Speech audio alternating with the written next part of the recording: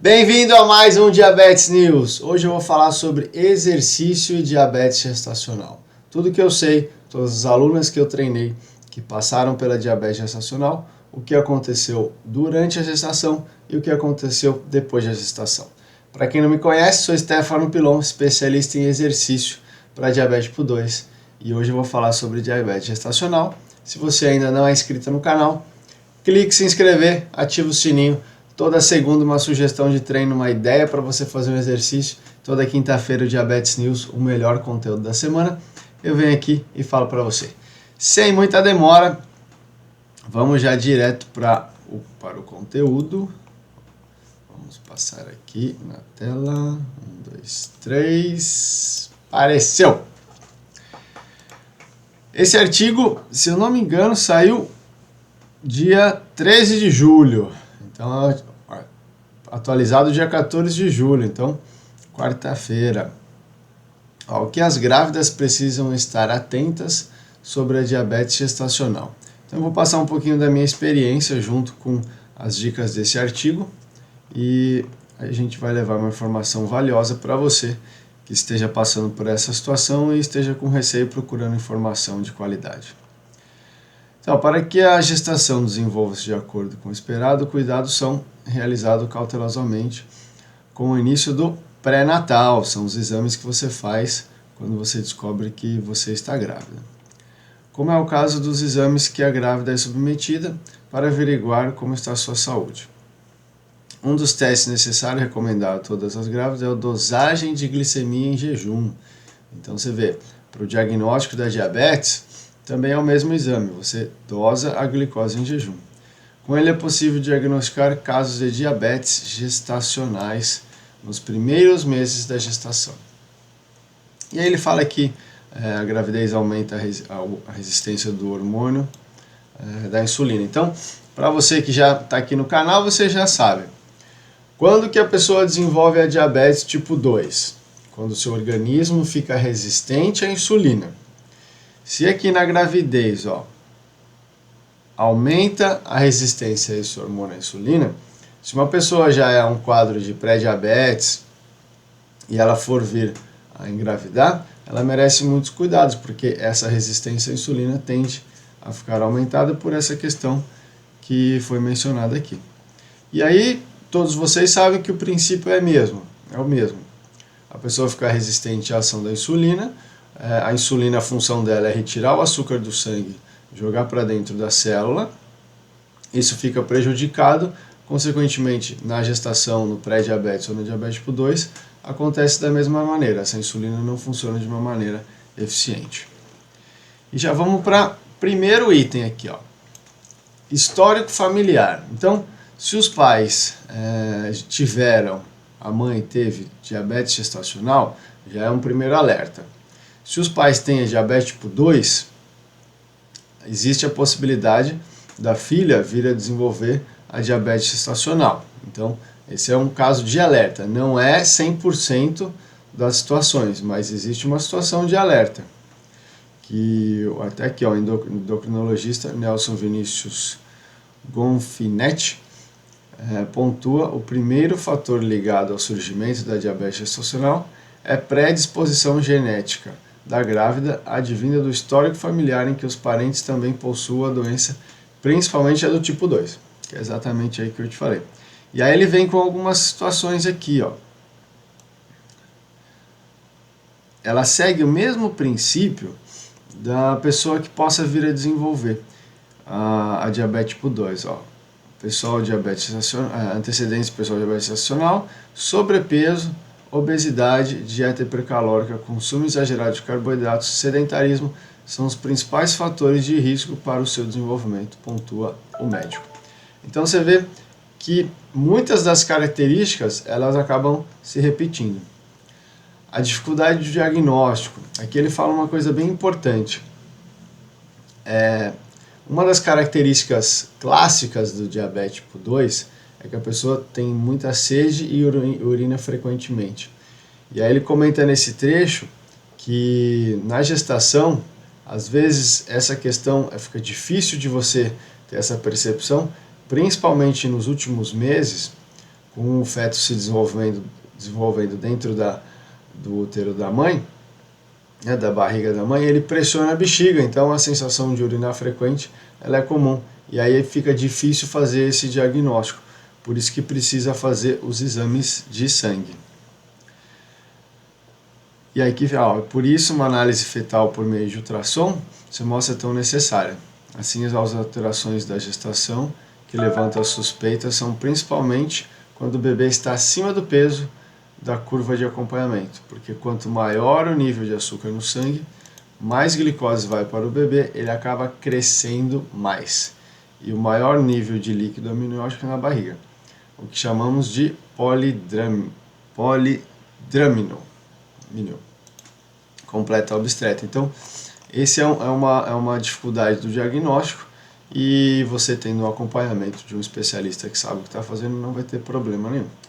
Após o exame realizado no início do pré-natal, um novo pedido é feito entre a 24ª e a 28ª semana da gravidez, quando há a passagem do segundo trimestre da gestação para o terceiro e último.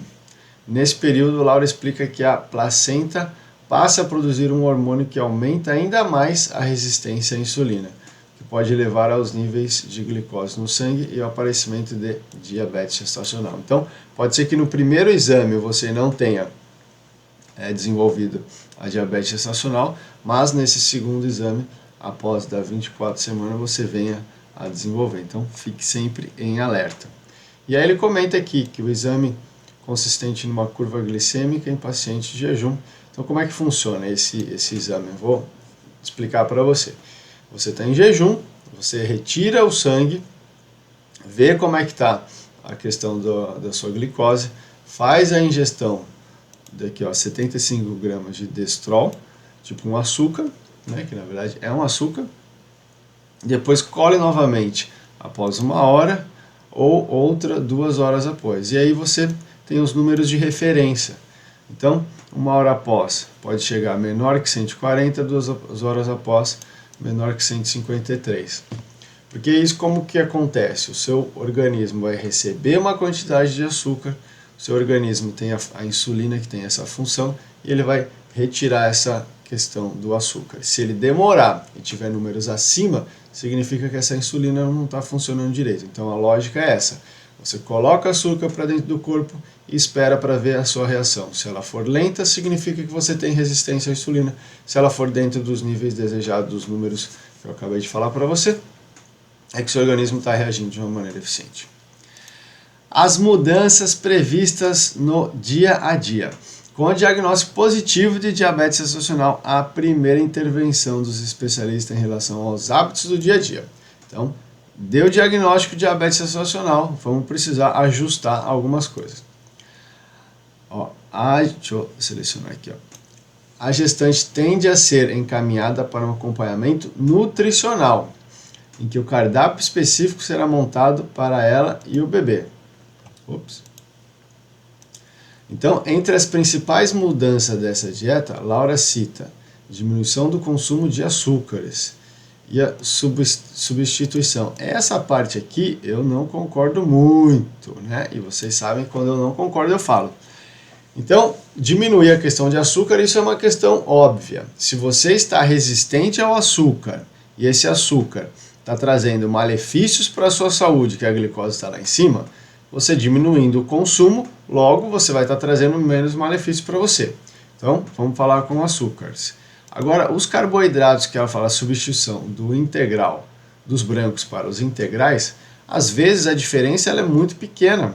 Então, você está trocando 6 por meia dúzia, dá na mesma. Então, o acompanhamento nutricional, ele se enquadra fundamentalmente para um bom controle da sua diabetes gestacional, no caso que a gente está falando. Então, é importantíssimo ter um acompanhamento nutricional para que não tenha nenhum problema com você e nem com o feto, e é o que a gente vai ver aqui mais para frente. E olha que coisa linda que eles falam aqui, junto com a alteração nutricional, é importante também que a gestação inclua exercícios físicos na rotina para observar que as alterações estão surgindo efeito no tratamento da grávida. A obstetra explica que o efeito que é feito o acompanhamento com a glicemia capilar, que é a glicemia de dedo. Esse é o exame que é a picadinha do dedo em casa. Ela tem que fazer o controle em jejum após as refeições para ver se está fazendo algum pico de glicose durante o dia, para ver se precisamos ajustar alguma outra medida. Então, uma outra alternativa interessante é aquele aparelhinho que você põe no braço, e aí ele mede durante 7 a 14 dias, se eu não me engano, a sua glicemia o tempo todo, e aí ele faz um histórico. Você só coloca o aparelhinho, você não precisa estar fazendo a picada. Então, é uma ideia muito importante para você que está na questão da diabetes gestacional e não quer ter a picadinha no dedo. Põe aquele aparelhinho no braço, ele vai durar, acredito que entre 7 e 15 dias, se eu não me engano são 15 dias, e aí você simplesmente passa o seu telefone e aí você já consegue visualizar como é que está a sua glicose e vai fazer um gráfico bem interessante para você dar um feedback para o educador físico, para o nutricionista e para a sua médica ou médico que está acompanhando a gestação. Agora, os riscos da diabetes gestacional não controlada. Então, existem vários riscos que existem, né? Então, os cuidados do diagnóstico da doença são necessários para preservação da saúde tanto da gestante quanto do pequeno que está a caminho após o seu nascimento também. Então, o primeiro risco de descompasso glicêmico é a morte fetal. Então, existe o risco de morte do feto que está dentro da barriga, em decorrência dos altos picos de glicemia na mãe, que acabam ocorrendo no bebê, também levado ao falecimento intrauterino, aponta a Laura. Já o segundo ponto de atenção é em relação ao tamanho do bebê, especialmente maiores de 4,5 kg. Então, com excesso de glicose, um dos perigos, o primeiro é o falecimento fetal, o segundo é que o bebê ele cresça muito dentro da barriga, sendo necessário a cesárea de qualquer maneira. Gilberto também pontua que devido à hiperdistensão do útero, em decorrência da grandeza do feto, pode ocorrer maior sangramento no pós-parto. Então, não é uma coisa que você queira, então é importantíssimo manter essa glicose controlada.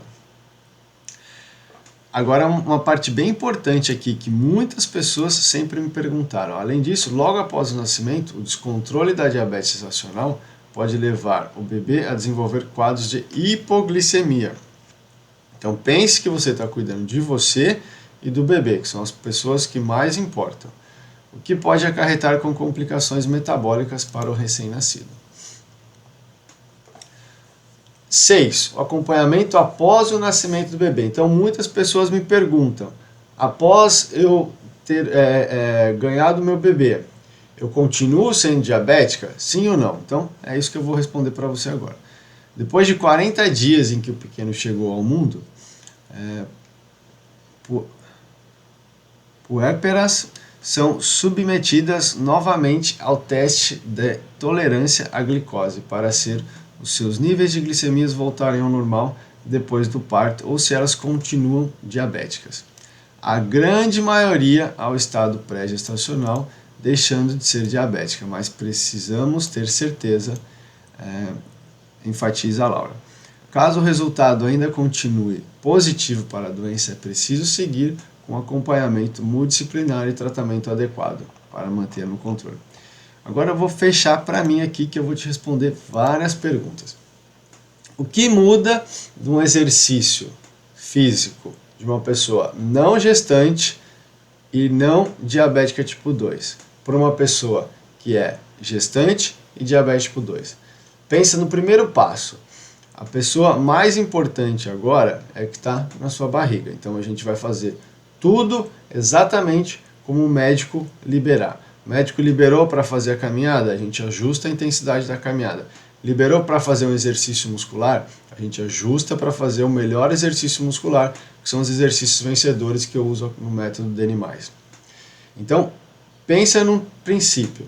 A prioridade é o feto nesse momento. Então, a gente vai fazer os exercícios que vão gerar o melhor benefício e o menor risco para você.